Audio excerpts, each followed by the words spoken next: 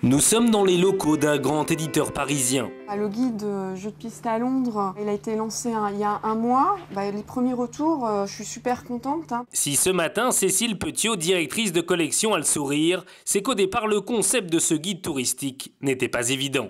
Chaque balade est constituée d'énigmes. Il faut répondre aux différentes énigmes pour connaître les différentes étapes du parcours. Concevoir des guides aussi sophistiqués, c'est aujourd'hui une obligation. Car le marché des guides touristiques en France est colossal. Il existe 4000 ouvrages différents pour plus de 1500 destinations. Chaque année, il s'en vend près de 9 millions pour un chiffre d'affaires de 156 millions d'euros. Et ça, ce n'est pas près de s'arrêter. Il n'y a jamais eu autant de guides touristiques qu'en ce moment. Les collections se sont démultipliées, notamment pour l'Europe où il y a énormément de guides de court séjour. Dans ce grand magasin, le rayon des guides touristiques représente à lui seul près de 10% des ventes. Alors, qui se cache derrière ces grosses pointures de l'édition? Comment sont conçus ces guides qui aident des millions de touristes à voyager chaque année? Peut-on leur faire 100% confiance? Enquête dans les coulisses des guides de vos vacances.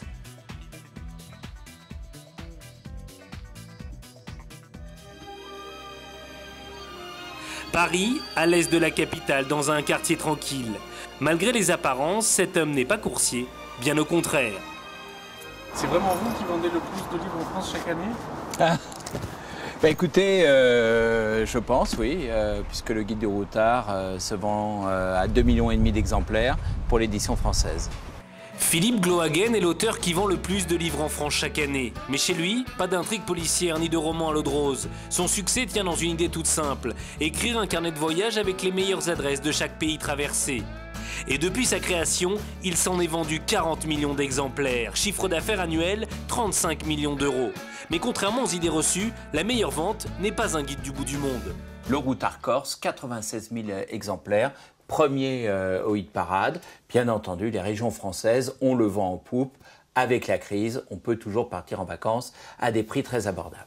Des guides sur les régions françaises qui assurent les meilleures ventes. Alors l'année dernière, Philippe a demandé à Benoît Lucchini, rédacteur en chef adjoint, de préparer un nouveau guide sur une région qui n'est pas dans leur collection, la Picardie. Normalement, les rédacteurs de guides tiennent à rester anonymes, mais comme Benoît travaille d'habitude à l'étranger, il a accepté exceptionnellement d'être filmé à visage découvert. Et un nouveau guide, voilà comment ça commence.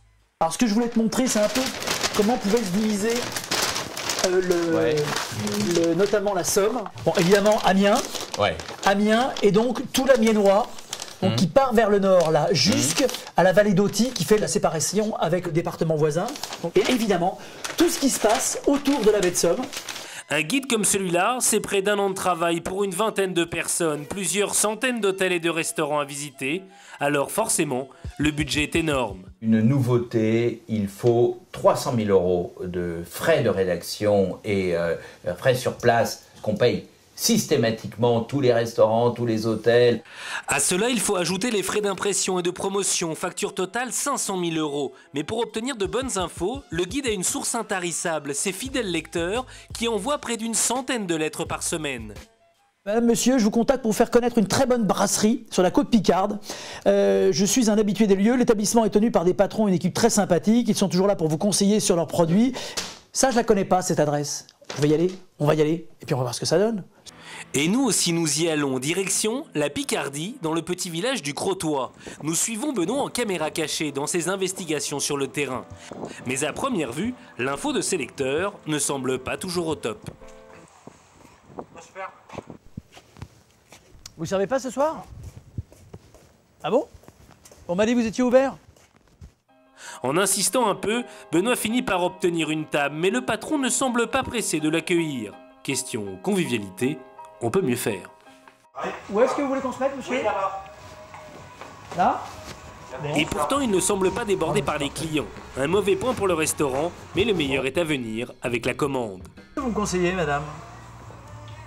Dans vos petits menus, oui, c'est sûr. Qu'est-ce que vous avez de typique du coin à la carte? Bon. Oui. L'établissement est tenu par des patrons, une équipe très sympathique. Ils sont toujours là pour vous conseiller sur leurs produits. Quoi la crêpe aux fruits de mer?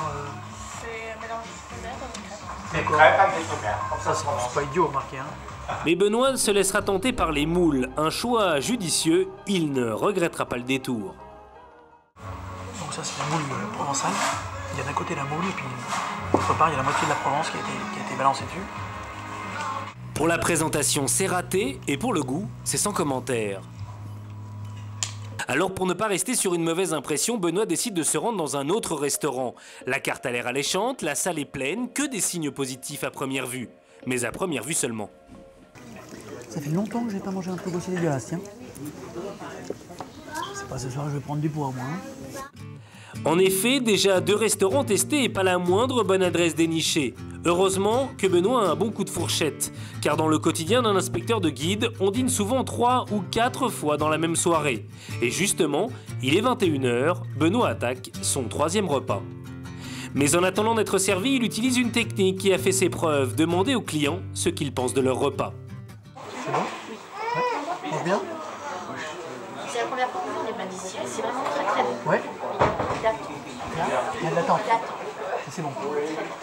Ce sont des réponses en général évidemment spontanées et sincères. Très sincères parce qu'on n'est pas sur la réflexion. Si c'est bon, on est sur le plaisir.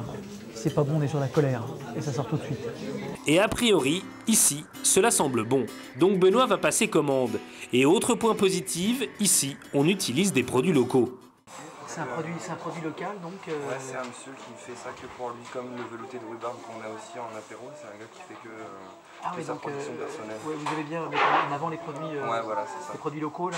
Alors maintenant, il ne reste plus qu'à tester l'assiette, en l'occurrence, une crêpe. Original. Et goûteux.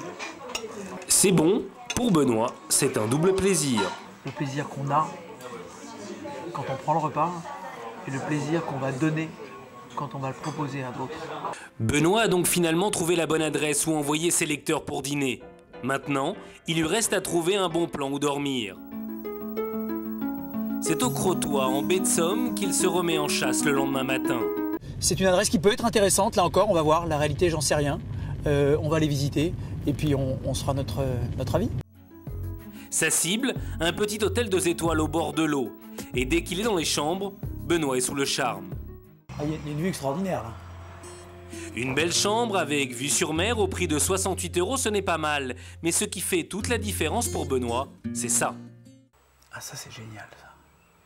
Le petit déjeuner est moitié prix pour les enfants de moins de 14 ans. Ça, c'est extrêmement rare. La famille pour ce guide, c'est primordial. Alors ce qui va définitivement emballer Benoît, c'est cette pièce au fond du couloir. Ça, c'est étonnant. Donc là, pour 25 € par enfant, petit déjeuner compris, jusqu'à 14 ans, on peut mettre les mômes ici. Et alors, si les parents ont une petite inquiétude, vous avez des chambres qui sont à côté. À sa sortie, Benoît ne peut cacher sa satisfaction. On tient une perle. Cet établissement, c'est une perle. Il y a un rapport qualité-prix, souci du client, écologie, vue, charme, accueil, qui est au top. Et sans le savoir, pour cet hôtel, ce sera le jackpot, car figurer dans ce guide permet d'augmenter sa clientèle de 30 à 40%. Mais sachant qu'il y a plus de 500 adresses dans un guide, peuvent-elles être toutes vraiment vérifiées, notamment pour les rééditions qui paraissent chaque année? Nous avons rencontré l'auteur d'un célèbre guide touristique, et ce qui est sûr, c'est qu'il ne s'est pas rendu dans toutes les adresses citées dans son guide. Le plus de l'établissement reste la cuisine inventive, servie au restaurant, mais aussi son patio aux essences méditerranéennes. Il va être très sympa cet hôtel. En fait, j'y ai jamais mis les pieds. J'ai écrit ça en me basant sur les dires du directeur de l'établissement et sur des photos qu'il m'a envoyées. Des informations publiées qui ne sont pas vérifiées, mais cela peut aller encore plus loin. Il n'est pas rare de voir arriver dans les salles de rédaction des commerciaux qui ne sont pas contents des descriptions qui ont été faites de leur hôtel. Donc là, ils nous demandent de réécrire.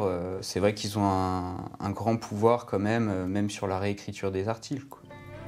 Car dans certains guides, on peut voir de plus en plus de petits encarts publicitaires au milieu des articles. Vendre ces publicités, c'est même devenu pour des sociétés d'édition une source de revenus importante. Mais y a-t-il vraiment une différence claire et nette entre la publicité et les vrais bons plans sélectionnés par les auteurs?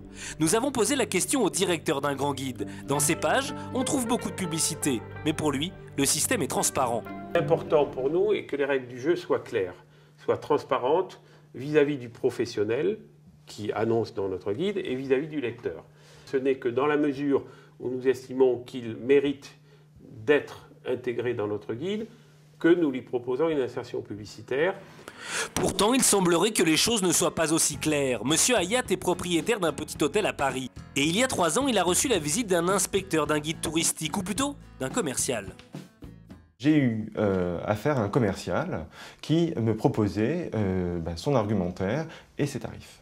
L'ordre de tarif était aux alentours de 1000-1500 € pour figurer dans leur guide, pour être mis en avant. Son établissement a été contacté, il méritait donc d'être intégré dans le guide, mais le directeur a refusé de payer la pub. Résultat ? J'ai pas acheté, j'y étais pas. Il y a de plus en plus de guides, petits guides ou même grands guides ou hebdomadaires qui ont ces pratiques-là. Tous les ans, 1000 éditeurs en France sortent des guides touristiques, un marché de plus en plus concurrentiel. Alors cet été, faites attention, choisissez la bonne destination et surtout, le bon guide.